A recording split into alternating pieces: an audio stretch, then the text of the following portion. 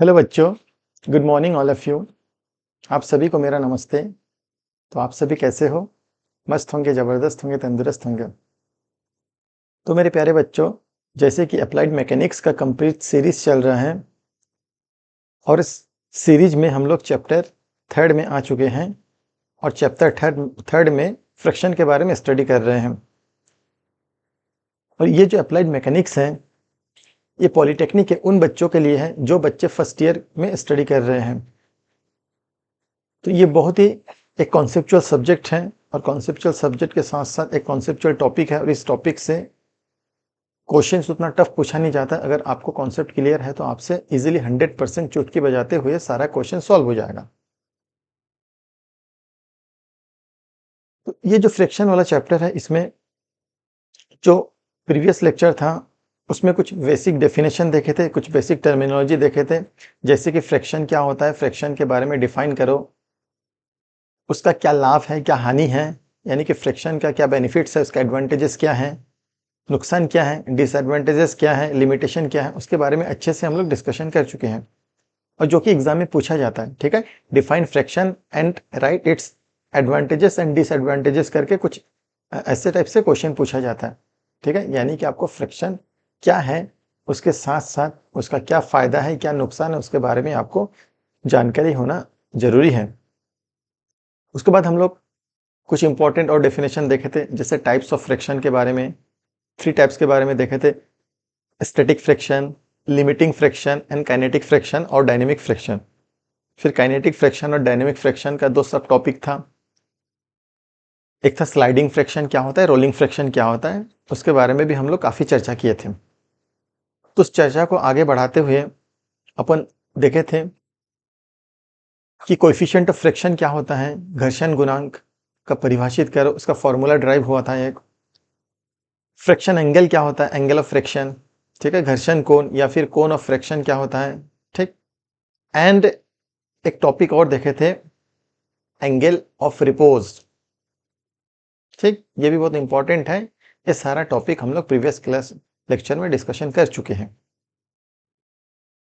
तो मेरे प्यारे बच्चों, आप मेरे को फॉलो कर सकते हैं, ठीक, व्हाट्सएप में मेरे को फॉलो कर सकते हैं, व्हाट्सएप में इस नंबर पे, एंड इंस्टा में फॉलो कर सकते हैं। टेलीग्राम में जुड़ना बहुत ज़रूरी है, बिकॉज टेलीग्राम में जो भी लेक्चर, जो भी इंफॉर्मेशन आपको प्रोवाइड किया जाता है उसको टेलीग्राम में अपलोड कर दिया जाता है। ठीक है, जैसे आज का भी लेक्चर टेलीग्राम में इसका PDF अपलोड कर दिया जाएगा लिंक के साथ साथ।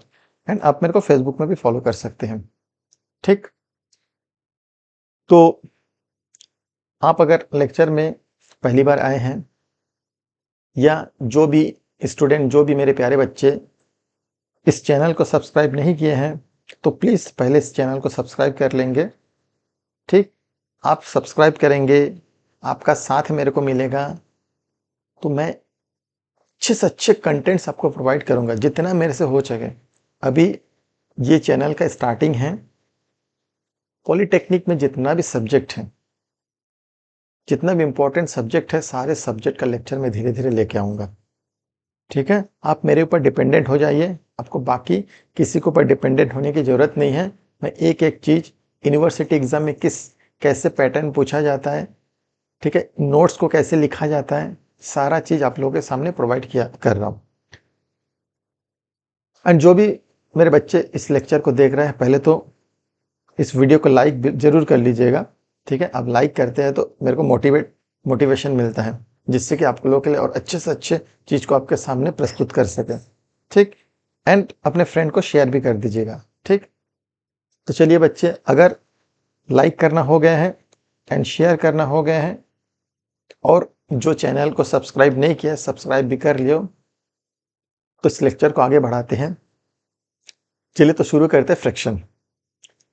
तो फ्रैक्शन का आज का लेक्चर में कुछ इंपॉर्टेंट्स, यानी कि कुछ नहीं बोलेंगे, कुछ ज्यादा ही इंपॉर्टेंट है जो एग्जाम में 100% पूछा जाएगा, ठीक है। उसमें से एक टॉपिक है law of friction. Law of friction हर बार पूछा जाता है। लॉ ऑफ फ्रैक्शन में हम लोग 2 टाइप्स के लॉ ऑफ फ्रैक्शन को डिफाइन करेंगे, एक करेंगे स्टैटिक लॉ ऑफ फ्रैक्शन और दूसरा करेंगे काइनेटिक लॉ ऑफ फ्रैक्शन, ठीक है। इस लॉ ऑफ फ्रैक्शन को और किस नाम से जाना जाता है वो सब आज का लेक्चर आप पूरा देख लीजिए, स्टार्टिंग से एंड तक, ठीक है, 100% यहाँ से क्वेश्चन पूछा जाएगा।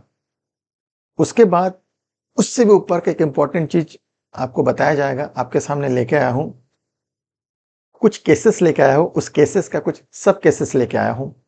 अगर वो केसेस का कॉन्सेप्ट आपको क्लियर है, ठीक है, आप अगर वीडियो को पूरा देखे, पूरा देख लिए स्टार्टिंग से एंड तक, और वो कॉन्सेप्ट अगर आपको क्लियर है, जो थोड़ी देर बाद में वो कॉन्सेप्ट लेके आओ कुछ केसेस, तो न्यूमेरिकल्स आपसे चुटकी में बन जाएगा। अब देखते हैं न्यूमेरिकल सॉल्व कर दोगे विद इन 2 to 3 मिनट्स, जितना भी आपके सामने, जितना भी 7 मार्क्स 8 मार्क्स 10 मार्क्स का न्यूमेरिकल्स क्यों ना आ जाए, विद इन सेकेंड में आपसे न्यूमेरिकल सॉल्व हो जाएगा। ठीक है, तो आज का लेक्चर एंड से, स्टार्टिंग से एंड तक पूरा देखना जरूरी है, क्योंकि आज के लेक्चर से फ्रिक्शन से आपका नंबर पक्का है। ओके, तो सबसे पहले तो बच्चे प्रीवियस लेक्चर में जो जो देखे थे उसके बारे में थोड़ा सा हम लोग रिकॉल कर लेते हैं। जैसे कि इंपॉर्टेंट टॉपिक था प्रीवियस लेक्चर में, एक इंपॉर्टेंट टॉपिक देखे थे, coefficient of friction.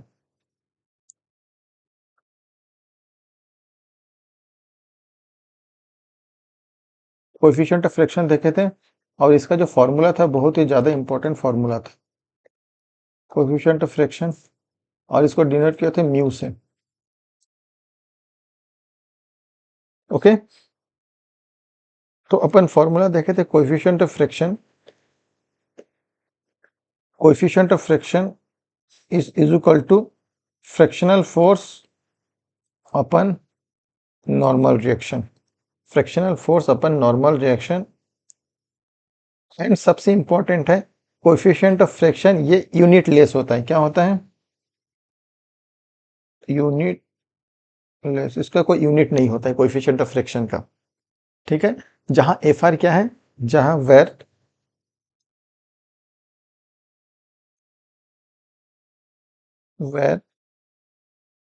F R is equal to frictional force या फोर्स ऑफ फ्रिक्शन,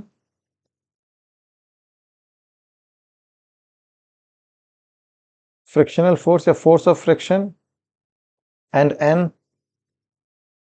का नॉर्मल रिएक्शन, अभिलंब प्रतिक्रिया। क्या था? नॉर्मल रिएक्शन या नॉर्मल रिएक्शन फोर्स, अभिलंब प्रतिक्रिया जिसको बोलेंगे अभिलंब फोर्स। ठीक, एफ आर क्या है? फ्रिक्शनल फोर्स, घर्षण बल, और एन क्या है? Normal reaction. ठीक है, ये जो फॉर्मूला है अपने में बहुत ही ज्यादा इंपॉर्टेंट फॉर्मूला, बिकॉज आप अगर न्यूमेरिकल्स, जो भी न्यूमेरिकल्स इस फ्रैक्शन यूनिट से पूछा जाएगा, वो इस फॉर्मूला के बिना वो न्यूमेरिकल सॉल्व नहीं होगा।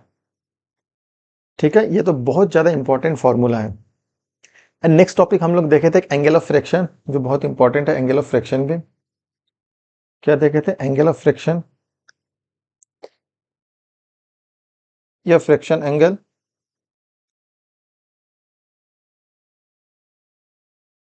एंगल ऑफ फ्रैक्शन जो डिनोट किए थे थीटा से। ठीक है, तो फॉर्मूला क्या था एंगल ऑफ फ्रैक्शन का? Tan theta is equal to, tan theta is equal to frictional force upon normal reaction. Tan theta is equal to friction force upon normal reaction. ठीक है, theta is very very small. Theta क्या है? Theta is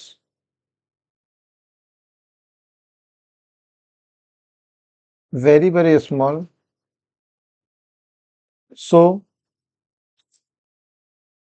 ten theta is equal to theta. तो formula अपने पास बन के आता है theta is equal to F R upon N. ये फॉर्मूला बन के आ रहा है। ठीक, कोएफिशिएंट ऑफ फ्रैक्शन और एंगल ऑफ फ्रैक्शन में एक रिलेशन देखे थे, वो भी देख लेते हैं। क्या देखे थे? Relation between coefficient of fraction and angle of fraction में एक रिलेशन देखे थे।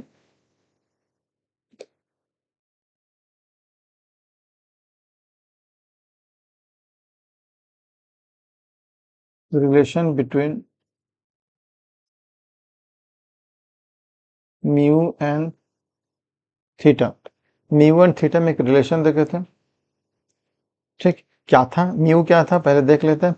म्यू का फॉर्मूला क्या था, mu is equal to F R upon N, मान लो इक्वेशन 1 है। एंड थीटा क्या था, थीटा और टेन थीटा, टेन थीटा बराबर थीटा क्या था, ये भी था एफ आर अपर एन, इक्वेशन 2 है। जब हम लोग इक्वेशन 1 और इक्वेशन 2 देखेंगे, from equation 1 and 2, then mu बराबर F R upon N is equal to tan theta बराबर थीटा। ये बहुत ही ज़्यादा इंपॉर्टेंट रिलेशन है, बहुत ही ज़्यादा इंपॉर्टेंट रिलेशन है, ठीक। तो ये जितना, ये जो फॉर्मूला आपके सामने लेके आया हूँ कोएफिशिएंट ऑफ फ्रिक्शन और एंगल ऑफ फ्रिक्शन का, ये न्यूमेरिकल्स में बहुत काम आने वाला है, ठीक है। इसके बिना न्यूमेरिकल सॉल्व नहीं होगा, ओके। ये सब हम लोग प्रीवियस लेक्चर में देख चुके हैं। चलिए तो आज स्टार्ट करते हैं। फर्स्ट टॉपिक रहेगा लॉ ऑफ फ्रिक्शन, ठीक है। Law of friction, law of friction से पहले आपको और थोड़ा जानकारी दे देते हैं। जब अपन न्यूमेरिकल सॉल्व करेंगे, ध्यान देखेंगे, जब अपन न्यूमेरिकल सॉल्व करेंगे,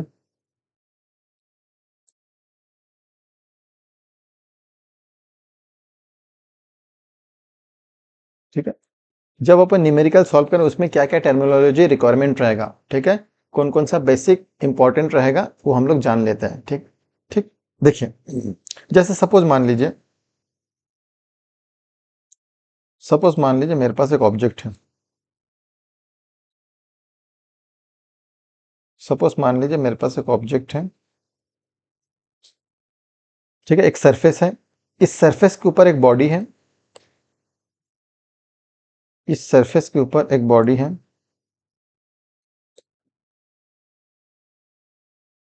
सपोज मान लीजिए सरफेस के ऊपर एक बॉडी रखी हुई है,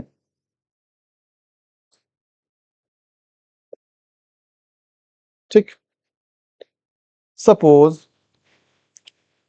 मान लीजिए इस बॉडी में एक एक्सटर्नल फोर्स अप्लाई किया जा रहा है, इस डायरेक्शन में एक एक्सटर्नल फोर्स अप्लाई किया जा रहा है, ठीक है। यानी कि क्या प्रोवाइड किया गया है, एक्सटर्नल फोर्स, एक एफ प्रोवाइड किया गया जिसको बोलते हैं अप्लाइड फोर्स, जिसको डिनोट करते हैं कैपिटल एफ से। और बॉडी का मोशन किस डायरेक्शन, बॉडी का मोशन भी इसी डायरेक्शन में है, बॉडी का मोशन भी इसी डायरेक्शन में है, ठीक। तो कल के लेक्चर में देख चुके थे, बॉडी का मोशन मूवमेंट जिस डायरेक्शन में होता है उस डायरेक्शन के ऑपोजिट डायरेक्शन में फ्रिक्शनल फोर्स एक्ट होता है। यानी कि दोनों बॉडी का सरफेस जहां पे कांटेक्ट रहता है, कांटेक्ट पॉइंट में फ्रिक्शनल फोर्स एक्ट होता है, और फ्रिक्शनल फोर्स का डायरेक्शन बॉडी के मूवमेंट के ऑपोजिट साइड में होता है। यानी कि फ्रिक्शन फोर्स किस डायरेक्शन में लगेगा, इस डायरेक्शन में फ्रिक्शन फोर्स लगेगा। ये हो गया आपका फ्रिक्शनल फोर्स, जिसको रिप्रेजेंट किया था एफ आर से। एफ आर क्या हो जाएगा, फ्रिक्शनल फोर्स, ठीक। एंड जहां पे दोनों सरफेस कांटेक्ट में होते हैं, उस कांटेक्ट में उस सरफेस, दोनों सरफेस में कितना स्टिकनेस है, यानी कि रफनेस कितना है, स्मूथनेस कितना है, वो डिपेंड करता है एक इंपॉर्टेंट टर्मिनोलॉजी से, that is coefficient of friction. फिर से समझिए, दोनों बॉडी का सरफेस कांटेक्ट जहां पे होता है, उस सरफेस में रफनेस, स्मूथनेस, स्टिकनेस, यानी कि उस सरफेस का जो नेचर होता है, वो नेचर डिफाइन होता है इंपॉर्टेंट टर्मिनोलॉजी है, that is coefficient of friction. यानी कि कोएफिशिएंट ऑफ फ्रिक्शन को डिनोट करेंगे किससे, म्यू से। म्यू क्या हो जाएगा, कोएफिशिएंट ऑफ फ्रिक्शन। ये म्यू हो गया कोएफिशिएंट ऑफ फ्रिक्शन जहां पे दोनों बॉडी कांटेक्ट में रहता है, म्यू हो गया coefficient of friction, okay. And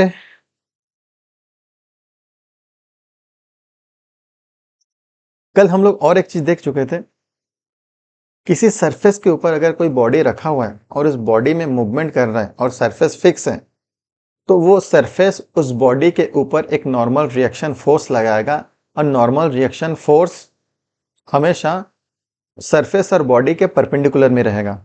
normal reaction force लगता है उस सरफेस, उस बॉडी के ऊपर एक नॉर्मल रिएक्शन फोर्स लगाएगा, और ये नॉर्मल रिएक्शन फोर्स हमेशा उस सरफेस के कहाँ पे लगेगा? परपेंडिकुलर में लगेगा। That is normal reaction force. ये क्या है? एन।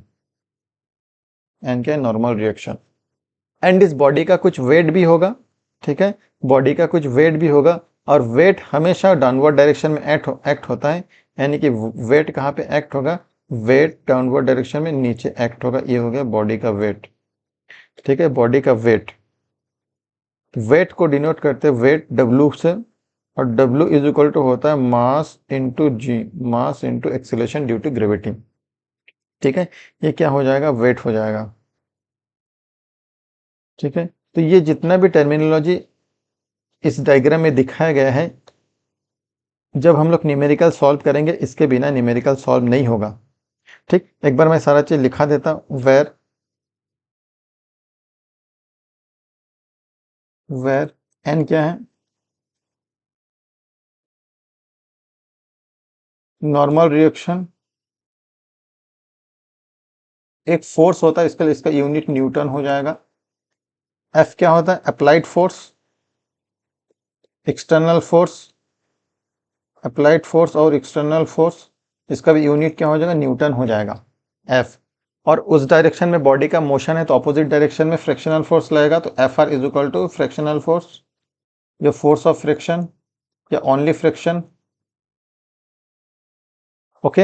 एंड डब्ल्यू क्या हो जाएगा? डब्ल्यू हो जाएगा weight of body,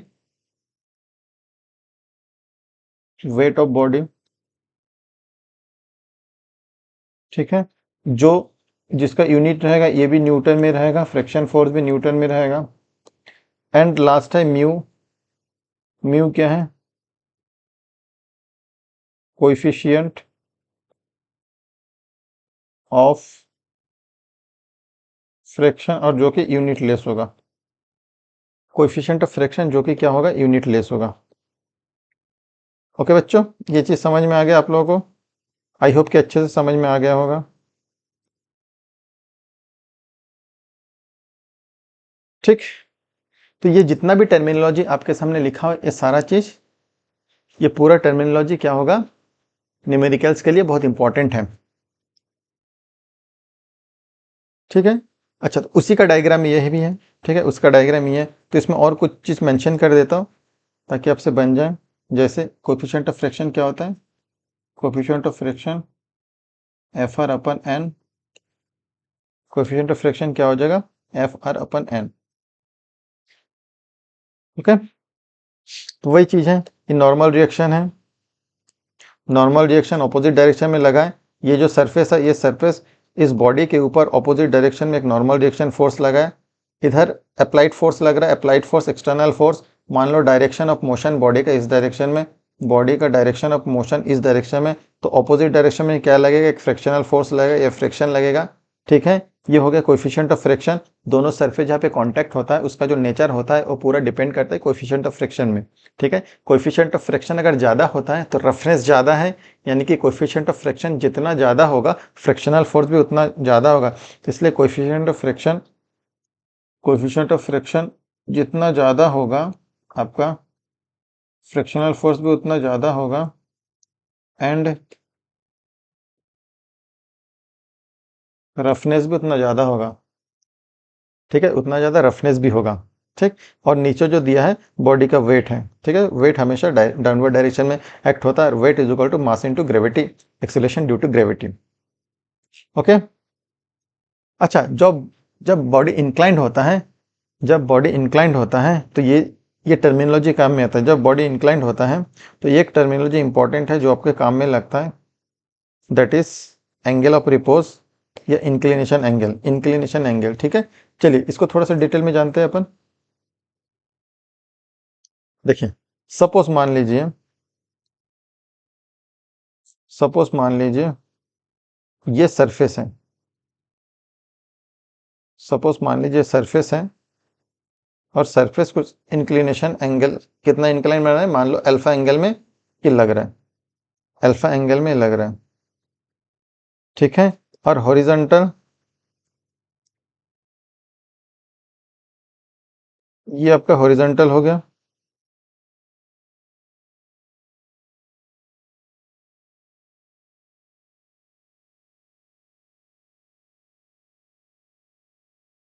sorry just minute,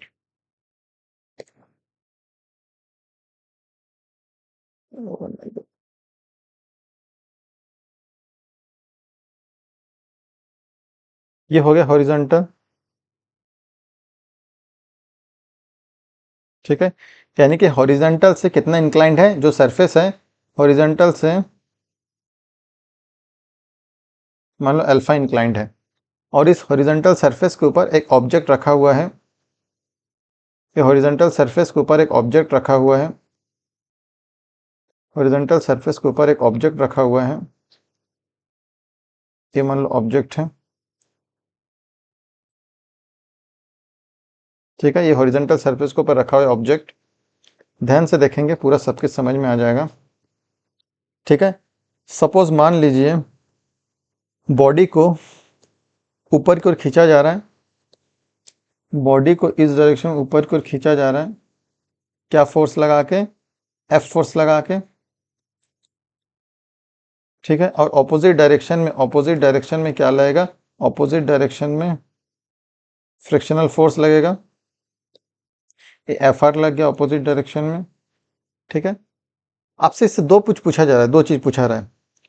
अब बताइए जो नॉर्मल रिएक्शन लगेगा, ठीक है, अच्छे से सोच के बताइएगा, जो नॉर्मल रिएक्शन लगेगा क्या ये वर्टिकली लगेगा या फिर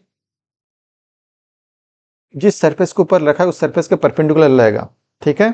तो नॉर्मल रिएक्शन हमेशा जिस सरफेस के ऊपर बॉडी रखा हुआ है उस बॉडी के ऊपर उस सरफेस नॉर्मल एक्ट करता है, यानी कि परपेंडिकुलर होता है। नॉर्मल का मतलब ही होता है टेक्निकल में परपेंडिकुलर, नॉर्मल का मतलब ही होता है टेक्निकल में परपेंडिकुलर, ठीक है। नॉर्मल रिएक्शन मतलब जो जो सरफेस उस बॉडी के ऊपर एक रिएक्शन फोर्स लगा रहा है वो परपेंडिकुलर टू द बॉडी होता है, ओके।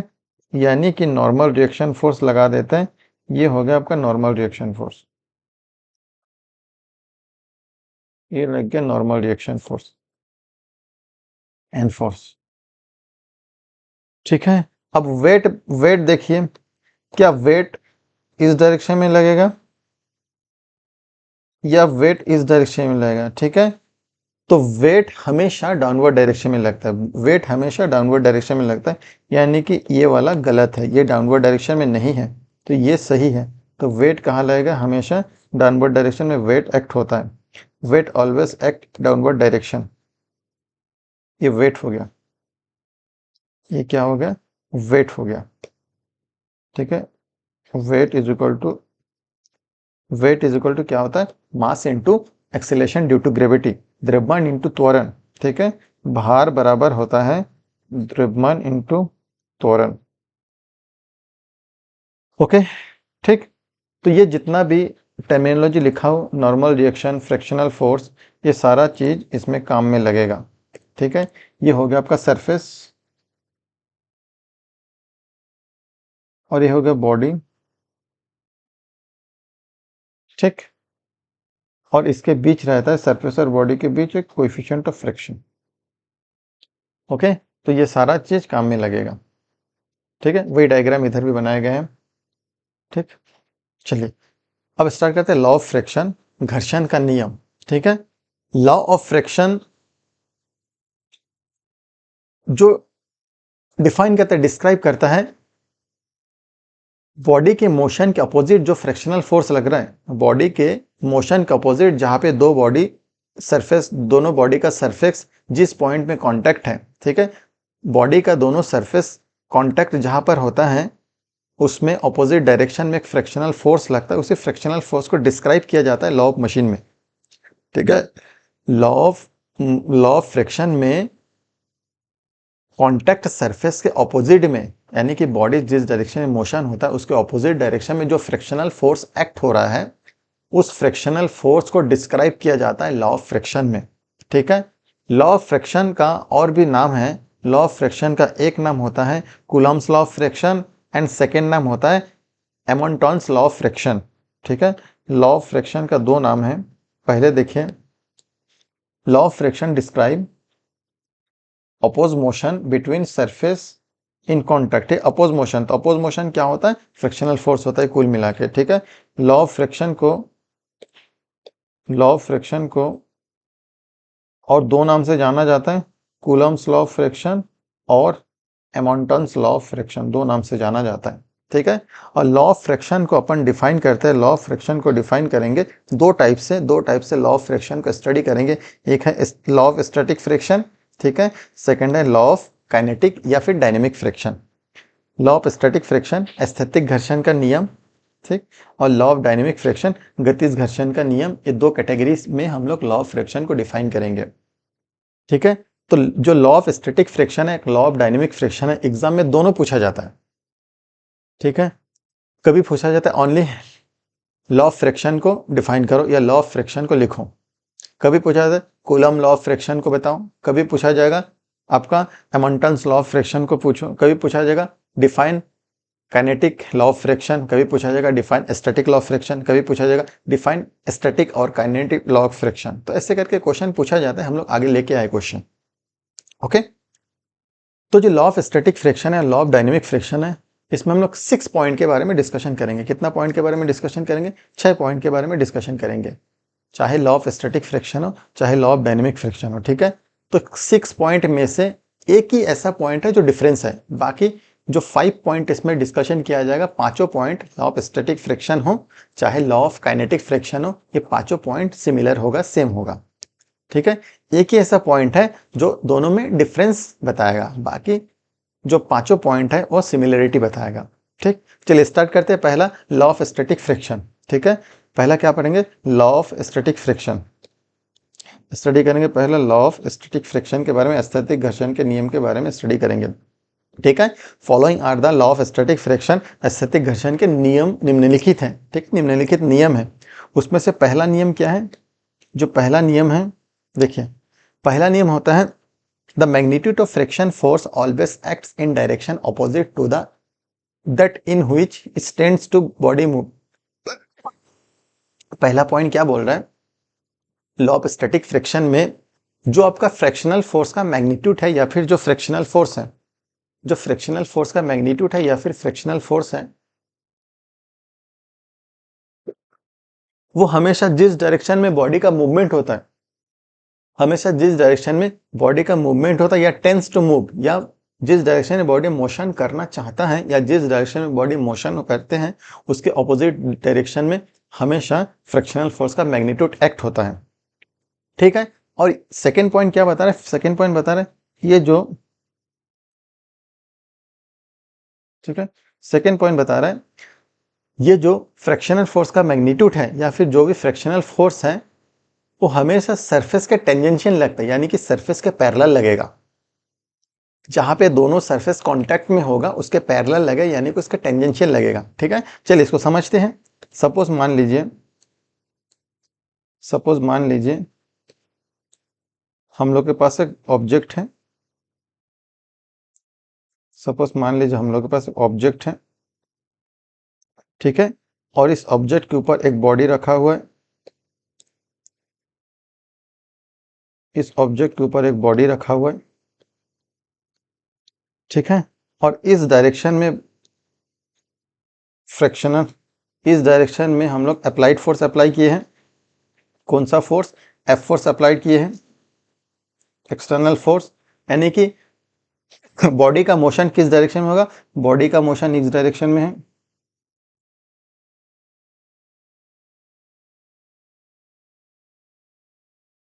बॉडी मूवमेंट क्या है? इस डायरेक्शन में जा रहा है।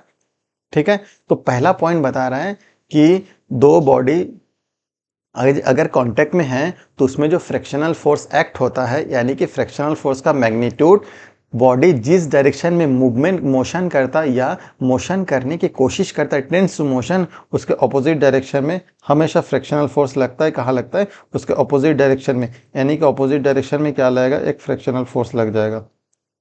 ऑपोजिट डायरेक्शन में क्या लगेगा? ऑपोजिट डायरेक्शन में एक फ्रिक्शनल फोर्स लग जाएगा। ये लगा आपका फ्रिक्शनल फोर्स, ठीक है। ऑपोजिट डायरेक्शन में क्या लगेगा? ऑपोजिट डायरेक्शन में एक फ्रिक्शनल फोर्स एक्ट हो जाएगा। और फ्रिक्शनल फोर्स हमेशा जहाँ पे सरफेस कांटेक्ट होता है वहीं पे लगता है। फ्रिक्शनल फोर्स को हम लोग रिप्रेजेंट करते हैं एफ आर से। किससे रिप्रेजेंट करेंगे? एफ आर से। एफ आर से फ्रिक्शनल फोर्स को रिप्रेजेंट किया जाता है। This is the F R, ठीक है। पहला पॉइंट ये बता रहे। Second point, frictional force act होता है टेंजेंशियल में। टेंजेंशियल यानी कि जहाँ पे दो सरफेस कांटेक्ट होता है। टेंजेंशियल मतलब उसके पैरेलल लगता है। अब देखिए, एक सरफेस का एरिया ये हो गया और दूसरा सरफेस का एरिया ये हो गया, और इसके पैरेलल में अलोंग में लग रहा है आपका फ्रिक्शनल फोर्स। यानी फ्रिक्शनल फोर्स हमेशा टेंजेंशियल में एक्ट होता है, ठीक है। क्लियर हो गया पहला पॉइंट। पहला पॉइंट हो गया फ्रिक्शनल फोर्स का मैग्नीट्यूड, यानी कि फ्रिक्शनल फोर्स का मान, यानी या फिर फ्रिक्शनल फोर्स घर्षण बल। घर्षण बल हमेशा जो जिस डायरेक्शन में बॉडी का मूवमेंट होता है, जिस डायरेक्शन में बॉडी गति करता है, उस डायरेक्शन के ऑपोजिट डायरेक्शन में फ्रिक्शनल फोर्स एक्ट होता है। सेकेंड पॉइंट, फ्रिक्शनल फोर्स घर्षण बल हमेशा दोनों बॉडी का सरफेस कांटेक्ट जहां पे है उसके टेंजेंशियल में एक्ट होता है, यानी कि उसके समांतर में लगता है, ठीक है। ये हो गया पहला point. This is the surface, ये आपका सरफेस हो गया, और ये हो गया बॉडी।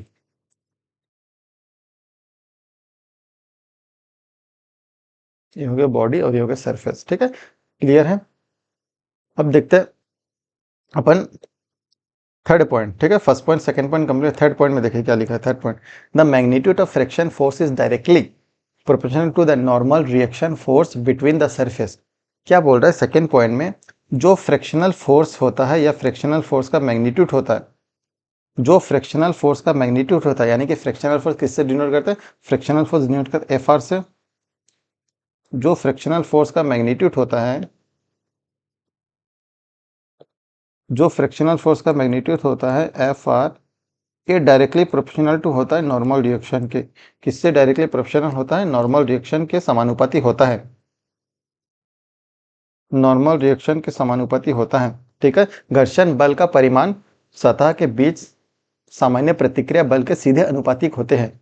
यानी कि जो भी आपका अभिलंब प्रतिक्रिया होता है वो फ्रिक्शनल फोर्स के समानुपाती होता है या डायरेक्टली प्रोपोर्शनल होता है, ठीक है। यही से फॉर्मूला बनता है आपका कोएफिशिएंट ऑफ फ्रिक्शन। तो एफ आर बराबर, अपन क्या करेंगे, डायरेक्टली प्रोपोर्शनल का सिंबल हटाएंगे। इस सिंबल को हटाएंगे तो इस सिंबल के बदले दो सिंबल लगेगा। बराबर के साथ एक कांस्टेंट लगेगा म्यू और एन।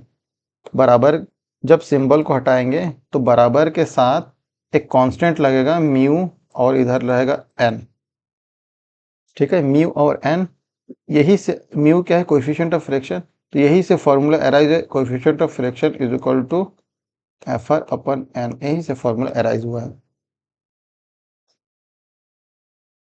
ठीक। तो थर्ड पॉइंट क्या बता रहा है? The magnitude of frictional force, frictional force का परिमाण हमेशा किसके समानुपाती होता है? नॉर्मल रिएक्शन या अविलंब प्रतिक्रिया के डायरेक्ट अनुपातिक होता है। थर्ड पॉइंट होता है स्टैटिक लॉ ऑफ फ्रिक्शन में, लॉ ऑफ स्टैटिक फ्रिक्शन में जो फ्रिक्शनल फोर्स का मैग्नीट्यूड होता है वो exactly equal to the applied force, ठीक है। जो हम लोग बाहर से अप्लाइड फोर्स लगा रहे हैं और उसके बॉडी के मोशन के कारण जो फ्रिक्शनल फोर्स एक्ट हो रहा है उस बॉडी में, ये दोनों बराबर होता है। ये दोनों एकदम बराबर होता है, एग्जैक्टली इक्वल होता है। बिकॉज अगर इक्वल नहीं हुआ, मान लो अप्लाइड फोर्स फ्रिक्शनल फोर्स से ज़्यादा लगा गया, तो बॉडी क्या हो जाएगा? मोशन में आ जाएगा, तो स्टैटिक लॉ फेल हो जाएगा। बॉडी मोशन में आना मतलब स्टैटिक लॉ फेल हो जाएगा। स्टैटिक लॉ में रहने के लिए, स्टैटिक लॉ को फॉलो करने के लिए आपको बॉडी रेस्ट में रखना ही पड़ेगा। यानी कि बॉडी रेस्ट में रहेगा, और रेस्ट में कब रहेगा? जब जितना फोर्स आप लगा रहे हो फ्रिक्शन भी उतना फोर्स लगा रहा है, यानी कि दोनों इक्विलिब्रियम में आ गया है, बॉडी रेस्ट कंडीशन में रहेगा। इसलिए in static law of friction frictional force all exactly equal to the applied force. ठीक है, फ्रिक्शनल फोर्स यानी कि F R is equal to the exactly equal to the F. ये हो गया आपका फोर्थ पॉइंट। ठीक है, जब अपन dynamic kinetic law of friction देखें तो ये जो पॉइंट नंबर 4 है बस ये डिफरेंस लाएगा। ठीक, नेक्स्ट है फिफ्थ और सिक्स बहुत ईजी है। फिफ्थ पॉइंट में 6 पॉइंट में क्या बोल रहा है, जो भी फ्रिक्शन फोर्स है, ठीक है, जो भी फ्रिक्शनल फोर्स हो या फ्रिक्शन फोर्स का मैग्नीट्यूड है, और कभी भी दोनों सरफेस के कांटेक्ट एरिया के ऊपर डिपेंड नहीं करता है। सरफेस के कांटेक्ट एरिया के ऊपर डिपेंड नहीं करता है, यानी कि दोनों का कितना सतह है, दोनों का कितना सरफेस उसमें कांटेक्ट में है। ठीक है, दोनों का कितना सरफेस कांटेक्ट में है। मान लो एक सरफेस हो गया, ठीक है, और ऊपर में ये मान लो बॉडी हो गया, मान लो ये बॉडी हो गया।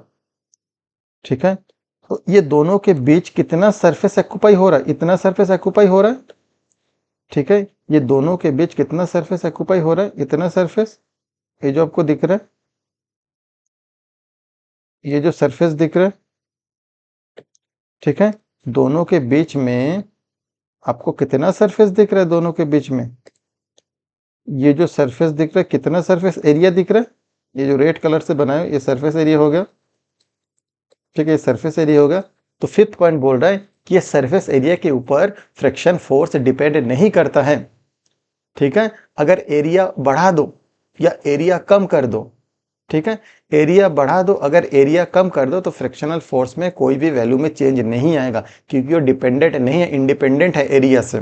ठीक है, तो डिपेंडेंट किससे, डिपेंडेंट है 6 पॉइंट में। 6 पॉइंट में लिखा है frictional force dependent only, only नहीं बोलेंगे, डिपेंडेंट जो उसका नेचर होता है, ठीक है, सरफेस का जो नेचर होता है उसके ऊपर डिपेंडेंट करता है। यानी कि the frictional force depends on the nature of the surface in contact. जहाँ पे दोनों बॉडी का सरफेस कांटेक्ट है उसके नेचर के ऊपर डिपेंड करता है। सर नेचर का नेचर है बॉडी का रफनेस, बॉडी का स्मूथनेस, दोनों कांटेक्ट के बीच स्टिकनेस। ठीक है, स्मूथनेस यानी कि दोनों बॉडी का सरफेस जितना ज्यादा रफ होगा, जितना खुरदुरा होगा, ठीक है, उतना ज्यादा फ्रिक्शनल फोर्स का मान होगा, मैग्नीट्यूड उतना ज्यादा होगा। ठीक है, क्योंकि अपन फॉर्मूला से भी समझ सकते हैं फ्रिक्शनल फोर्स। ठीक है, फ्रिक्शनल फोर्स क्या होता है, देखिए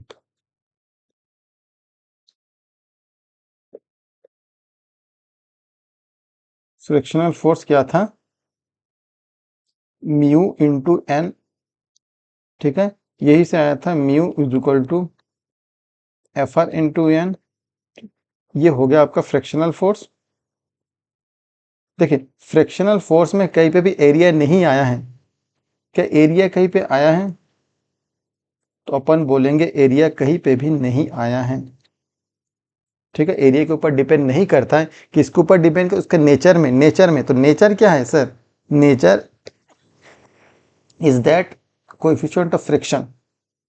कोएफिशिएंट ऑफ फ्रिक्शन मतलब जितना ज्यादा बॉडी में रफनेस होगा उतना ज्यादा कोएफिशिएंट का मान उतना ज्यादा होगा, और जितना ज्यादा आपका कोएफिशिएंट ऑफ फ्रिक्शन का मान होगा, जितना ज्यादा कोएफिशिएंट ऑफ फ्रिक्शन का मान होगा उतना ज्यादा आपका फ्रिक्शन फोर्स का भी मान होगा। ठीक है, जितना ज्यादा कोएफिशिएंट ऑफ फ्रिक्शन का मान होगा उतना ज्यादा फ्रिक्शन फोर्स का मान होगा, यानी उतना ज्यादा दोनों बॉडी के बीच फ्रिक्शन जनरेट होगा। ठीक है, सेकेंड पॉइंट, जितना ज्यादा कोएफिशिएंट ऑफ फ्रिक्शन का मान कम होगा, यानी कि जितना स्मूथनेस होगा सरफेस, जितना चिकनाहट होगा सरफेस, सरफेस में ग्रीसिंग कर दो, ऑयलिंग कर दो तो सरफेस चिकना हो जाएगा, उतना कोएफिशिएंट ऑफ फ्रिक्शन डाउन हो जाएगा, डिक्रीज हो जाएगा। जितना कोएफिशिएंट ऑफ फ्रिक्शन डिक्रीज हो जाएगा उतना आपका फ्रिक्शन फोर्स का मान कम होगा। यानी कि कुल मिला के एरिया के ऊपर बिल्कुल डिपेंड नहीं कर रहे, डिपेंड किसके ऊपर कर रहा है, बॉडी के जिस जहां पे सरफेस कांटेक्ट, उस सरफेस के नेचर के ऊपर डिपेंड कर रहा है। ठीक है, उस सरफेस के प्रकृति के ऊपर डिपेंड कर रहा है, सरफेस कितना ज्यादा खुरदुरा है, कितना रफनेस है, सरफेस कितना ज्यादा स्मूथनेस है। ठीक है, जितना खुरदुरा होगा उतना स्टिकनेस ज्यादा होगा, दोनों ज्यादा चिपकेगा, क्योंकि एक दूसरे को उतना रेजिस्टेंस फोर्स लगाएगा, उतना अपोजिंग फोर्स लगाएगा। इसलिए बोला गया है कि 6 पॉइंट में सरफेस के स्मूथनेस और रफनेस के ऊपर डिपेंड करता है। ओके, तो ये था kinetic static law of friction. Next second देखेंगे, next kinetic law of friction में। काइनेटिक लॉ ऑफ फ्रिक्शन में फर्स्ट पॉइंट और सेकंड पॉइंट एग्जैक्टली सेम है। फर्स्ट पॉइंट देखेंगे, सेकंड पॉइंट देखें, एग्जैक्टली सेम है, ठीक है। एंड जो थर्ड पॉइंट है, थर्ड पॉइंट पे भी सेम है, ठीक है। थर्ड पॉइंट पे सेम है। थर्ड पॉइंट में क्या देखे थे हम लोग? थर्ड पॉइंट में देखे थे जो मैग्नीट्यूड मतलब फ्रिक्शनल फोर्स होता है directly proportional to normal reaction force होता है, ठीक। फिर यहां से आया था, यहां से आया था frictional force is equal to mu into N. फिर इस पॉइंट से आया था, क्या आया था? Mu is equal to frictional force upon N, जो कि ये फॉर्मूला बहुत इंपॉर्टेंट है, ठीक है। जो फोर्थ पॉइंट है, ये फोर्थ पॉइंट बस डिफरेंट है, बाकी सब पॉइंट सेम है। फोर्थ पॉइंट में, फोर्थ पॉइंट क्या बता रहा है? अब इसमें क्या है, बॉडी मोशन में आ जाए, क्योंकि law of kinetic friction, kinetic, ठीक है। ये क्या था? वो था स्टैटिक लॉ ऑफ फ्रिक्शन, ये है काइनेटिक लॉ ऑफ फ्रिक्शन या law of kinetic friction. Kinetic मतलब होता है बॉडी में मोशन आना, ठीक है।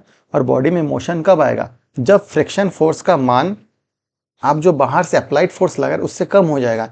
यानी कि इस कंडीशन में जो फ्रिक्शनल फोर्स का मान हो जाएगा, फ्रिक्शनल फोर्स का मान less than equal to applied force. Frictional force का मान क्या हो जाएगा? अप्लाइड फोर्स से कम हो जाएगा, ठीक है। फ्रिक्शनल फोर्स का मान क्या हो जाएगा? Frictional force is less then, frictional force is less then F, frictional force is less then applied force, ठीक है। तो रिटर्न में भी वही लिखा है, ठीक है। रिटर्न में देखिए क्या लिखा है, the magnitude of frictional force is less than the force of which is tends to move the body, ठीक है। बॉडी को मूव कराने के लिए जो आप फोर्स अप्लाई कर रहे हो, वो फोर्स हमेशा फ्रिक्शनल फोर्स से ज्यादा होगा, यानी कि फ्रिक्शनल फोर्स कम होगा आप अप्लाइड फोर्स से, ठीक। बाकी जो फिफ्थ पॉइंट है, सिक्स पॉइंट है, ये दोनों पॉइंट भी एग्जैक्टली सेम है। ओके, तो ये था लॉ ऑफ फ्रिक्शन, ठीक। तो ये इंपॉर्टेंट था लॉ ऑफ फ्रिक्शन, ठीक। लॉ ऑफ फ्रिक्शन के बाद जो इंपॉर्टेंट टॉपिक आता है, जो क्लास स्टार्ट होने से पहले ही बताया कि आज का टॉपिक पूरा देखना सीरीज वीडियो, तो आपको लास्ट में कुछ केसेस बताया जाएगा। उस केसेस को अगर आप नहीं समझेंगे तो आपसे न्यूमेरिकल्स बिल्कुल नहीं बनेगा, ठीक है। तो न्यूमेरिकल्स को टैकल करने के लिए, न्यूमेरिकल्स में आप 100% मार्क्स को स्कोर करने के लिए आपको ये टॉपिक समझना है, केसेस को समझना पड़ेगा, ठीक है। क्योंकि इसी केसेस के बेस्ड इस केसेस के बेस के ऊपर आपसे न्यूमेरिकल पूछा जाएगा, ठीक। अपन दो केसेस देखेंगे, केस 1 और केस 2। केस 1 का दो सब केसेस होगा, एक हो जाएगा केस नंबर ए, दूसरा हो जाएगा केस नंबर बी, ठीक। उसी प्रकार केस 2 का भी दो सब केसेस हो जाएगा, केस ए और केस बी, ठीक है। केस ए क्या है? देखो, पहला तो फ्रैक्शन का जब भी न्यूमेरिकल सॉल्व करेंगे, उसमें जो बॉडी को इक्विलिब्रियम में मान के चलेंगे, ठीक है। बॉडी किसमें? इक्विलिब्रियम में, साम्यावस्था में है, ठीक है। साम्यावस्था in the sense of body का net force is equal to zero. उस बॉडी में जितना भी फोर्स अप्लाई होगा, उस बॉडी का नेट फोर्स जीरो हो जाएगा, यानी कि sum of all forces is equal to zero. Equilibrium का मतलब होता है उस बॉडी में जितना भी सारे फोर्स लग रहा है उसका अलजेब्रिक सम जीरो के बराबर हो जाएगा, ठीक। अगर हॉरिजॉन्टल में कुछ फोर्सेस लग रहा है तो algebraic sum of horizontal force is equal to zero. अगर फोर्स वर्टिकल में लग रहा है तो वर्टिकल में भी जितना फोर्सेस लगा वो फोर्स जीरो के बराबर कर देंगे और उसका अल्जेब्रिक सम कर लेंगे, उसको बोलते हैं इक्विलिब्रियम में, ठीक। तो हमेशा फ्रिक्शन का न्यूमेरिकल जब भी सॉल्व करेंगे, बॉडी को इक्विलिब्रियम कंडीशन में मान के सॉल्व करेंगे, ठीक है। यानी कि नेट फोर्स को हम लोग जीरो मान लेंगे, नेट फोर्स को जीरो मान लेंगे, ठीक है। इक्विलिब्रियम का मतलब होता है, अगर अपन समझेंगे,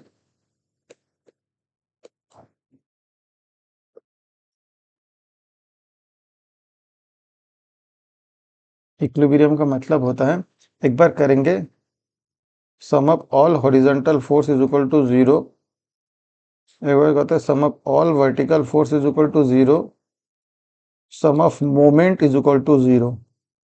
ठीक है, अब जिसमें जो फोर्स लग रहा है वो फोर्स को इसमें इंक्लूड कर देना। अगर हॉरिजॉन्टल फोर्स लग रहा है तो हॉरिजॉन्टल में जितना फोर्स है उसको 0 कर देंगे। अगर वर्टिकल में लग रहा है तो वर्टिकल में जितना फोर्सेस लग रहा है उसको नेट फोर्स करके 0 कर देंगे। अगर किसी बॉडी घूम रहा है, मोमेंट लग रहा है, तो उसका भी अलजेब्रिक सम करके 0 कर देंगे। ठीक है, ये होता है आपका, क्या होता है, इक्विलिब्रियम कंडीशन। ठीक, चलिए तो पहला टॉपिक हम लोग इसमें देखते हैं। ठीक है, पहला टॉपिक, पहला केसेस देखते हैं। केस नंबर 1, पहला केस क्या है, जो अपना इक्विलिब्रियम बॉडी है, मतलब जो भी बॉडी है वो एक रफ हॉरिजॉन्टल सरफेस के ऊपर रेस्ट कर रहा है। ठीक है, जिस बॉडी के बारे में एनालिसिस कर रहे हैं वो बॉडी एक रफ हॉरिजॉन्टल सरफेस के ऊपर लाई करेगा। ठीक है, यानी कि एक खुरदुरा सरफेस के ऊपर बॉडी रखा हुआ है। पहला केस क्या देखेंगे, जो बॉडी को हम लोग इक्विलिब्रियम में मान के चल रहे हैं वो ऑब्जेक्ट, वो बॉडी किसी रफनेस या रफ सरफेस के ऊपर लाई कर रहा है, यानी कि किसी खुरदुरा सरफेस के ऊपर रखा हुआ है। ठीक, अब जब सरफेस के ऊपर रखा होगा तो उसमें दो तरीके से हम लोग फोर्स अप्लाई करेंगे। ठीक है, दो टाइप से उसमें फोर्स को लगाएंगे, अप्लाइड फोर्स दो तरीके से लगाएंगे। एक बार फोर्स को लगाएंगे सरफेस के अलोंग लगाएंगे, यानी कि सरफेस के समांतर लगाएंगे।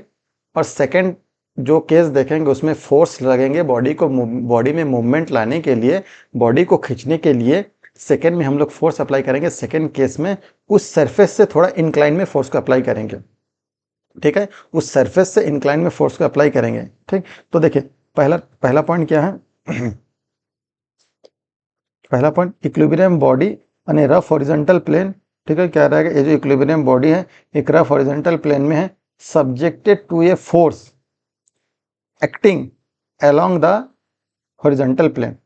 जो भी हॉरिजॉन्टल सरफेस के ऊपर, जो भी हॉरिजॉन्टल रफ सरफेस के ऊपर बॉडी रखा हुआ है, उस हॉरिजॉन्टल बॉडी में फोर्स लगाएंगे, बॉडी में मोशन लाने के लिए जो फोर्स अप्लाई करेंगे, जो फोर्स एक्ट करेंगे। ठीक है, subjected to a force acting along the horizontal plane, उस हॉरिजॉन्टल प्लेन के समांतर में, पैरेलल में हम लोग फोर्स को लगाएंगे। ठीक है, कैसे लगाएंगे देखिए, सपोज मान लीजिए, ठीक है, सपोज मान लीजिए ये आपके पास बॉडी ऑब्जेक्ट है। सपोज मान लीजिए ये आपके पास ऑब्जेक्ट है।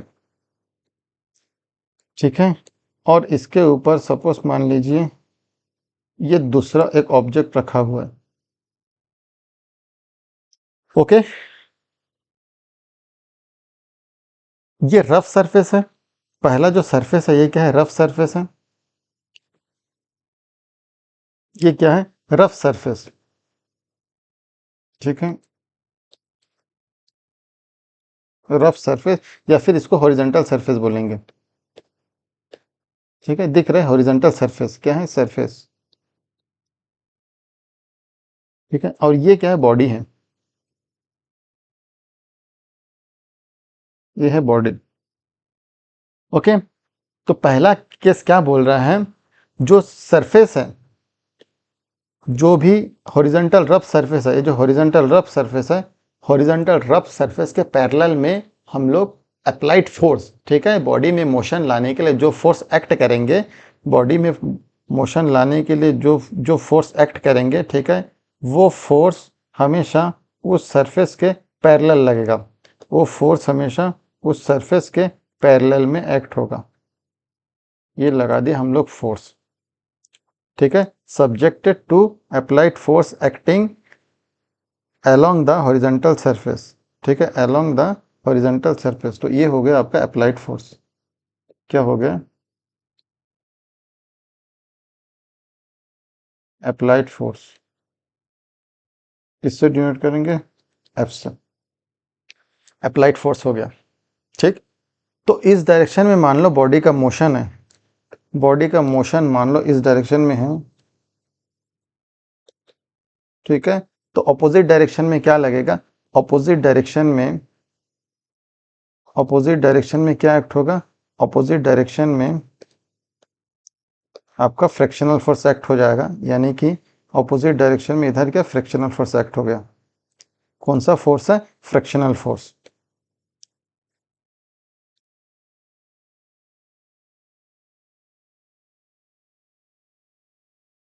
किससे डिनोट करेंगे? एफ से। ठीक, और ऊपर में क्या लगता है? ऊपर में लगता है नॉर्मल रिएक्शन, इधर लगता है एक नॉर्मल रिएक्शन फोर्स। ठीक है, और नीचे क्या एक्ट होता है? नीचे होता है बॉडी का वेट। नीचे क्या लगता है? बॉडी का वेट। ऊपर में लगा नॉर्मल रिएक्शन एन,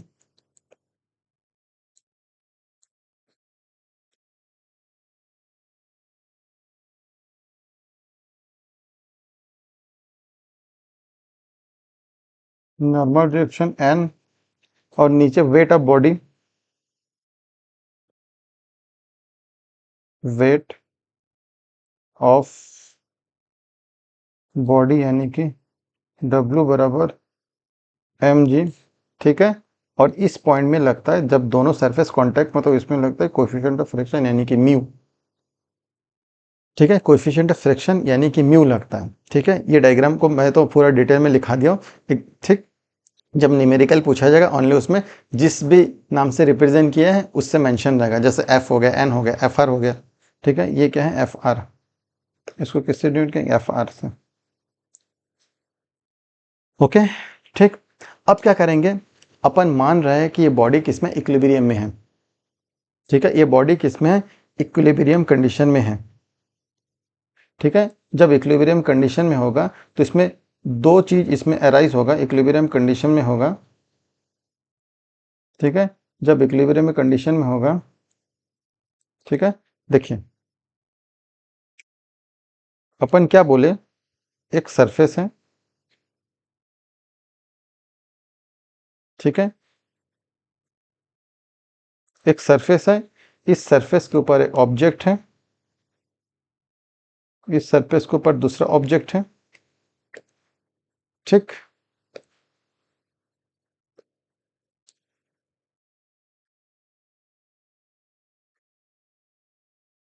दूसरा ऑब्जेक्ट है, और इस डायरेक्शन में अप्लाइड फोर्स लग रहा है,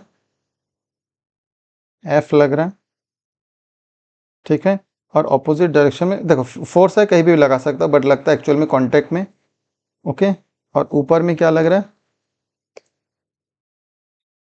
ऊपर में नॉर्मल रिएक्शन फोर्स लग रहा है। ठीक है, और नीचे क्या लग रहा है? बॉडी का वेट लग रहा है। यानी कि इस डायरेक्शन में,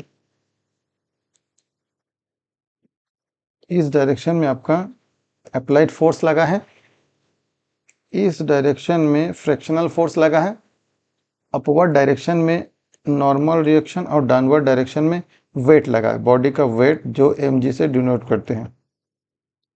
ठीक है, और इस पॉइंट में आपका कोएफिशिएंट ऑफ फ्रैक्शन लग रहा है। ठीक, अब हम लोग क्या मानते हैं कि ये बॉडी जो है इक्विलिब्रियम में है। ठीक है, if body is in equilibrium, assume करते हैं, एज्यूम या मानते हैं। ठीक है, लिखेंगे body is in equilibrium.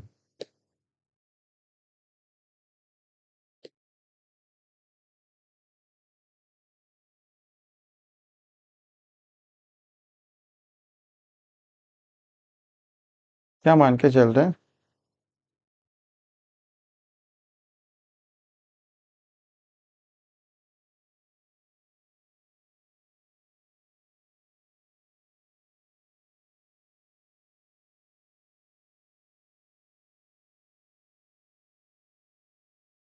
Body is in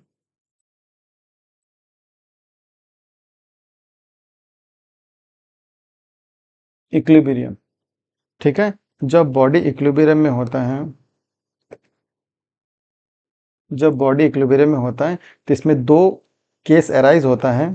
ठीक है, जब बॉडी इक्विलिब्रियम में होता है तो पहला है algebraic, algebraic sum of forces along the plane is equal to zero.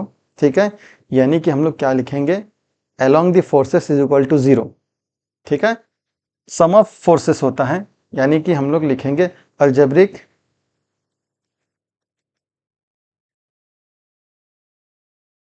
Sum of, sum of forces along, along the plane, plane यानी कि सरफेस, प्लेन मतलब ये प्लेन हो गया, प्लेन हो गया और ये बॉडी हो गया, ठीक है। along the plane is equal to 0, ठीक है, along the plane is equal to 0 हो जाएगा। ओके, तो अलजेब्रिक सम करते हैं, उसमें अलजेब्रिक मतलब जो राइट साइड में लग रहा है, जो इस डायरेक्शन में लग रहा है उसको पॉजिटिव फोर्स मानेंगे, जो बाएं तरफ लग रहा है, लेफ्ट साइड में लग रहा है उसको नेगेटिव फोर्स मानेंगे, जो ऊपर साइड में लग रहा है उसको पॉजिटिव फोर्स मानेंगे, जो नीचे साइड में लग रहा है उसको नेगेटिव फोर्स मानेंगे। जैसे कि हम लोग रिजोल्यूशन ऑफ फोर्सेस में देखे थे, ठीक है, right positive, left negative, upper side positive, lower side negative, ठीक है। और ये हो गया प्लेन, और प्लेन के अलोंग में कितना है, प्लेन के अलोंग में दो फोर्स है, एक फोर्स हो गया एफ, एक फोर्स हो गया एफ है। अलोंग मतलब प्लेन के पैरेलल, प्लेन के समांतर, ठीक है। प्लेन के समांतर दो फोर्सेस दिख रहे हैं, एक हो गया एफ अप्लाइड फोर्स पॉजिटिव, और एफ आर हो गया नेगेटिव, ठीक है। यानी कि कुल मिला के क्या हो जाएगा, F minus F R is equal to 0, ठीक है। तो हम लोग इस इक्वेशन से एफ आर फाइंड आउट करेंगे, तो एफ आर क्या हो जाएगा, साइड चेंज करेंगे तो F R is equal to F, ये हो गया इक्वेशन 1। इसको क्या मानेंगे, इसको मानेंगे इक्वेशन 1, ठीक है। अब सेकेंड केस करेंगे,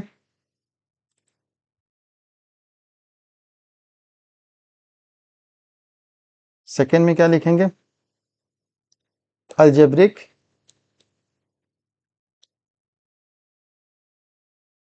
sum of forces perpendicular to the plane,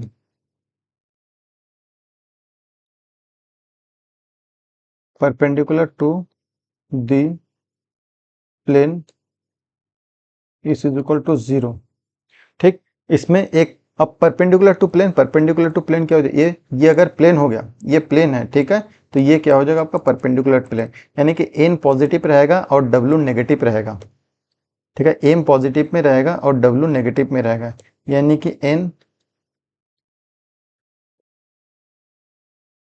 N minus W is equal to 0, ठीक है। यहाँ से हम लोग एन फाइंड आउट करेंगे, एन इज इक्वल टू क्या हो जाएगा, W. This is the equation 2, ये हो जाएगा इक्वेशन 2, ठीक है, इक्वेशन 2। अब इसके बाद क्या करेंगे, हम जानते हैं, वी नो दैट, हम जानते हैं, we know that mu is equal to, ठीक है, म्यू इज इक्वल टू क्या होता है, हम क्या जानते हैं, mu coefficient of fraction mu is equal to, ठीक है, coefficient of fraction mu is equal to F R upon N, ठीक है। अब क्या करेंगे, पुट, क्या करेंगे, इक्वेशन 1 और इक्वेशन 2 का वैल्यू हम लोग म्यू में पुट करेंगे, ठीक है। यानी कि put the value of equation 1 and equation 2, put the value of equation 1 and equation 2 in above equation, in above equation, ठीक है। जब पुट करेंगे तो we got mu is equal to F R बराबर एफ था, ठीक है, और एन बराबर डब्ल्यू था, एन बराबर डब्ल्यू, एन बराबर डब्ल्यू था, और ये आ गया आपका फाइनल एक्सप्रेशन, ठीक है, ये आ गया आपका फाइनल एक्सप्रेशन। तो ऐसे हम लोग क्वेश्चन में भी ऐसे कॉन्सेप्ट लगाएंगे। अब इसमें से जो भी दिया होगा वो चीज़ हम लोग निकाल सकते हैं, ठीक है। या तो पूरा डायरेक्ट फॉर्मूला लगा के क्वेश्चन को सॉल्व करो, या अपन जैसे स्टार्टिंग से सॉल्व किए हैं, ठीक है, जैसे स्टार्टिंग से सॉल्व किए हैं ऐसा भी हम लोग सॉल्व कर सकते हैं, ऐसा भी हम लोग सॉल्व कर सकते हैं, ठीक है। यहाँ से तीन चीज दे सकता है, हम लोग कुछ भी फाइंड आउट कर सकते हैं, ठीक है। तीनों में से कोई दो दो चीज का मैग्नीट्यूड दिया रहेगा, हम लोग बाकी चीज फाइंड कर सकते हैं। वेयर वेर न्यू बराबर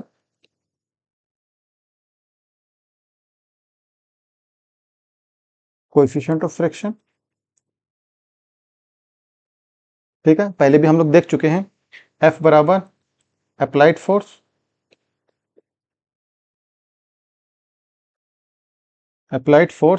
एंड W बराबर वेट ऑफ बॉडी,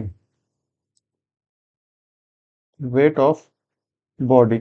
अगर वेट मास के फॉर्म में दिया है, अगर वेट मास के फॉर्म में दिया है तो वेट हो जाएगा मास के साथ हम लोग जी का मल्टीप्लाई करेंगे तो ये आ जाएगा वेट, ये वेट आ जाएगा।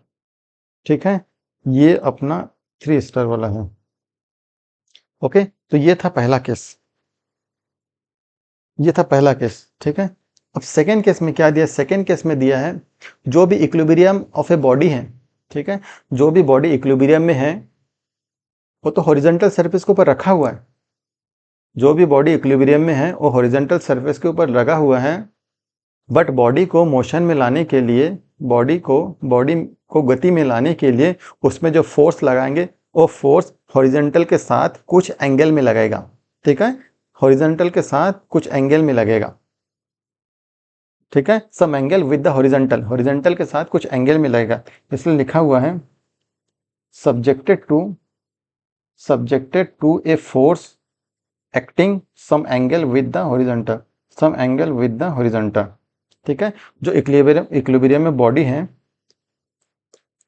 जो इक्विलिब्रियम बॉडी है वो body on a rough horizontal plane, horizontal plane के ऊपर ही रखा हुआ है। ठीक है, बॉडी हॉरिजॉन्टल प्लेन के ऊपर रखा हुआ है, बट उसमें जो फोर्स अप्लाई हो रहा है बॉडी को गति में लाने के लिए वो फोर्स हॉरिजॉन्टल के साथ कुछ एंगल बना रहा है। जैसे कि समझते हैं, ठीक है, जैसे अपन समझते हैं सपोज मान लीजिए, ठीक है, सपोज मान लीजिए ये, सपोज मान लीजिए ये आपका एक सरफेस हो गया। ठीक है, ये सरफेस हो गया और इसके ऊपर ये ऑब्जेक्ट आ गया, इसके ऊपर मान लीजिए ये ऑब्जेक्ट आ गया। ठीक है, सरफेस आ गया और ऑब्जेक्ट आ गया। ठीक है, अब इसमें क्या बोल रहा है, ये हो गया हॉरिजॉन्टल रफ सरफेस, ये हॉरिजॉन्टल रफ सरफेस, और ये बॉडी है। ठीक, अब क्या बोल रहा है, जो फोर्स अप्लाई होगा उस बॉडी में, जो फोर्स अप्लाई होगा, ठीक है, उस बॉडी में जो फोर्स अप्लाई होगा वो फोर्स हॉरिजॉन्टल से, वो फोर्स हॉरिजॉन्टल से कुछ एंगल में एक्ट होगा, हॉरिजॉन्टल से कुछ एंगल में एक्ट होगा, ये होगा सम एंगल, माना एंगल बराबर, माना एंगल बराबर, ठीक है, एंगल का नाम कुछ दे दो, माना एंगल बराबर फाई एंगल। कौन सा एंगल है? फाई एंगल है। ठीक है, और ये क्या है? अप्लाइड फोर्स, इसमें जो फोर्स लग रहा है। ठीक है, और बॉडी का मोशन किस डायरेक्शन में? बॉडी का मोशन, आपका बॉडी का मोशन इसी डायरेक्शन में होगा, बॉडी का मोशन, ये बॉडी का मोशन है। जब बॉडी का मोशन इस डायरेक्शन में होगा तो अपोजिट डायरेक्शन में क्या लगेगा? अपोजिट डायरेक्शन में एक नॉर्मल रिएक्शन फोर्स लगेगा, ये आपका लग गया, सॉरी, अपोजिट डायरेक्शन में फ्रिक्शनल फोर्स लगेगा, ये लग गया frictional force, frictional force that is Fr, और इसमें लगेगा एक म्यू। ठीक, बट हम लोग अपन जानते हैं कि ऊपर में क्या लगता है,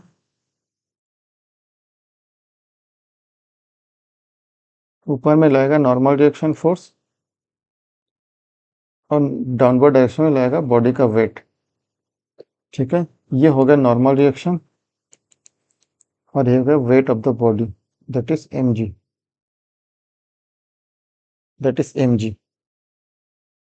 ठीक, अब इस केस में क्या करते हैं, अब बॉडी इक्विलिब्रियम कंडीशन में है, यानी कि इसमें भी दो केसेस लगेगा। एक बार लगेगा algebraic sum of forces along the plane is equal to 0, यानी कि प्लेन के अलोंग जितना भी फोर्सेस है, इस प्लेन के अलोंग जितना भी फोर्सेस हो इज इक्वल टू 0 हो जाएगा। और सेकेंड, जो प्लेन के परपेंडिकुलर में जो नेट फोर्स होता है, जो अलजेब्रिक सम होता है, वो भी इक्वल टू 0 हो जाता है। ठीक है, प्लेन के परपेंडिकुलर में जितना भी फोर्सेस होगा उसका net forces is equal to 0 हो जाए क्योंकि बॉडी इक्विलिब्रियम में है, और प्लेन के पैरेलल में जितना भी फोर्सेस होगा वो भी 0 के बराबर हो जाएगा क्योंकि बॉडी इक्विलिब्रियम कंडीशन में। बट एक फोर्स ऐसा दिख रहा है मेरे को, फोर्स F, कि ना ही प्लेन के अलोंग में है, यानी कि ना ही आपका सरफेस के समांतर है और ना ही सरफेस के लंबवत है। ये जो फोर्स F दिख रहा है ना ही सरफेस के लंबवत है ना ही सरफेस के समांतर है, यानी कि F फोर्स का करे तो क्या करे, इस F फोर्स को जो हम लोग फर्स्ट यूनिट में रिजॉल्व किए थे कि जो फोर्स हॉरिजॉन्टल और वर्टिकल में ना लगकर कुछ एंगल में लगता है, ठीक है, अगर कोई भी फोर्स हॉरिजॉन्टल या वर्टिकल में एक्ट ना होकर थोड़ा सा एंगल में लगता है तो उस फोर्स का दो कंपोनेंट बनाता है, यानी कि उस फोर्स को रिजॉल्व करते हैं। एक फोर्स होता है वर्टिकल डायरेक्शन में और एक फोर्स होता है हॉरिजॉन्टल डायरेक्शन में, ठीक है। और जिस एक्सिस के साथ, यानी कि जिस भी डायरेक्शन या जिस एक्सिस के साथ थीटा बनता है वो कॉस थीटा के फॉर्म में था, और जिसके साथ थीटा नहीं बनता था वो साइन के फॉर्म में था, ठीक है। अब देखेंगे ये जो फोर्स लग रहा है ये एक बार ये हॉरिजॉन्टल से परपेंडिकुलर लग रहा है, यानी कि एक अलोंग द प्लेन में एक बार रिजॉल्व होगा, कंपोनेंट टूटेगा, और एक कंपोनेंट प्लेन के परपेंडिकुलर में टूटेगा, ठीक है। ये जो F फोर्स लग रहा है, ठीक है, एक बार प्लेन के अलोंग में टूटेगा और एक बार प्लेन के परपेंडिकुलर में टूटेगा, ठीक। तो उसको तोड़ते हैं। जो F फोर्स है, जो फोर्स F है वो एक बार प्लेन के अलोंग में टूटेगा, ठीक है, और एक बार वो फोर्स प्लेन के परपेंडिकुलर में टूटेगा, ठीक है। अब जब टूटेगा तो इसका दो कंपोनेंट बनेगा, एक कंपोनेंट बनेगा F cos थीटा, एक कंपोनेंट बनेगा F cos थीटा क्योंकि इसके साथ थीटा एंगल बना रहा है, और एक कंपोनेंट बनेगा F साइन थीटा, ठीक है। अब जब फोर्स F को तोड़ दिए हो, अब इस F फोर्स का कोई काम नहीं है। अब इसका जो दो कंपोनेंट बना है, एक कंपोनेंट F साइन थीटा और एक कंपोनेंट F cos थीटा, इसी को लेके क्वेश्चन को सॉल्व करेंगे। अब जो ये फोर्स को तोड़े है उसको भूल जाओ, ठीक है, क्योंकि इसके बराबर ये दोनों काम करेगा भी। ओके, तो अब लगा देते हैं अलजेब्रिक सम लगा देते हैं, ठीक है। तब क्या लगाएंगे, अलजेब्रिक सम, अलजेब्रिक सम लगाते हैं। पहला क्या आ जाएगा, अलजेब्रिक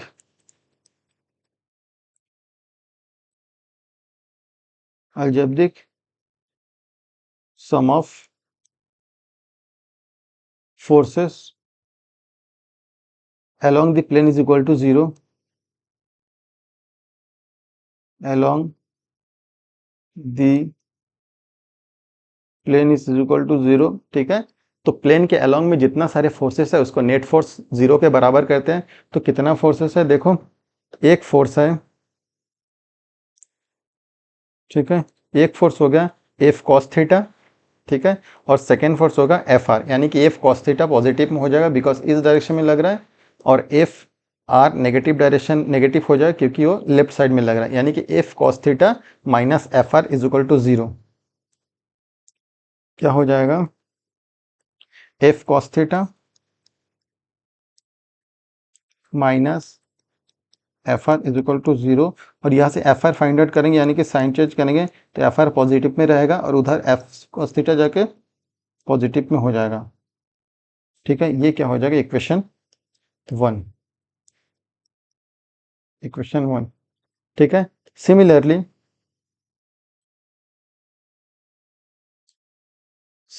लगाएंगे algebraic sum of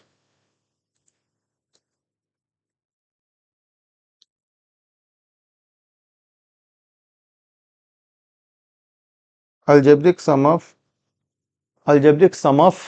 forces perpendicular to the plane is equal to 0, algebraic sum of forces perpendicular to the plane, perpendicular to the plane is equal to 0 करेंगे, ठीक है। तो कौन कौन सा फोर्सेस एक्ट हो रहा है देख लेते हैं। एक फोर्स हो रहा है नॉर्मल रिएक्शन, जो नॉर्मल रिएक्शन पॉजिटिव डायरेक्शन में लग रहा है क्योंकि अपर साइड में लग रहा है। दूसरा F साइन थीटा, ये भी पॉजिटिव है क्योंकि ये भी अप साइड में लग रहा है। और W जो है बॉडी का वेट जो है वो डाउनवर्ड डायरेक्शन में लग रहा है, यानी कि वो नेगेटिव हो जाएगा, ठीक है। N plus F sine theta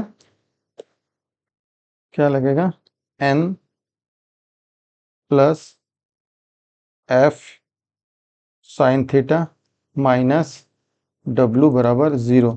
तो n फाइंड आउट करना है, सेकेंड इक्वेशन से n फाइंड आउट करना है, ठीक है। तो W माइनस में है तो W अपोजिट साइड में जाके साइड चेंज होके W प्लस हो जाएगा, और plus f sine theta side change होके माइनस f साइन थीटा हो जाएगा, माइनस f साइन थीटा। ये है इक्वेशन सेकेंड। ये कौन सा इक्वेशन है? ये है इक्वेशन सेकेंड। ओके, ये इक्वेशन सेकेंड है, ठीक है। अब अपन क्या करेंगे? वी नो दैट, हम जानते हैं, वी नो दैट, हम जानते हैं, we know that mu, we know that mu बराबर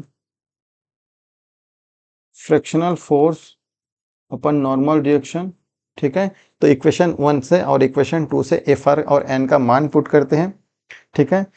इक्वेशन 1 और इक्वेशन 2 से एफ आर का मान पुट करते हैं। Put value of equation 1 and equation 2 in above equation, in above equation. जब वैल्यू पुट करेंगे, ठीक है, तो वी गॉट क्या आएगा? म्यू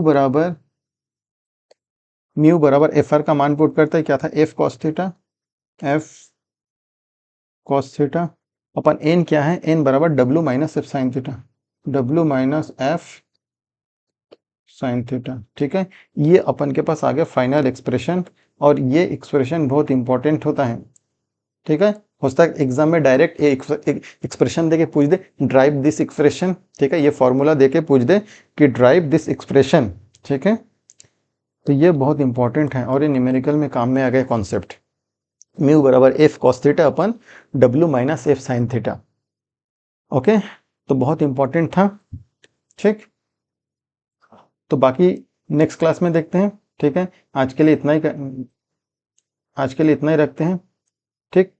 वही बात है, आपको क्लास अच्छा लगा होगा क्योंकि आपको अच्छे से कंटेंट्स प्रोवाइड किया जा रहा है, ठीक है। एक्सप्लेन भी अच्छे से कर रहा हूँ, हर थ्योरी चीज़ को अच्छे से लिख के लाया हूँ, डायग्राम को अच्छे से क्लियरली समझा रहा हूँ, एक एक चीज़ लिख के, ठीक। तो वीडियो बिल्कुल ऑब्वियसली अच्छा लगा ही होगा, तो प्लीज़ शेयर करो ना, सब्सक्राइब करो, अपने फ्रेंड को शेयर करो, फ्रेंड को बोलो कि सब्सक्राइब करे चैनल को, क्योंकि आपका साथ मिलेगा तो ही हम आपका साथ दे पाएंगे, ठीक है। और लाइक करना बिल्कुल मत भूलना, ठीक।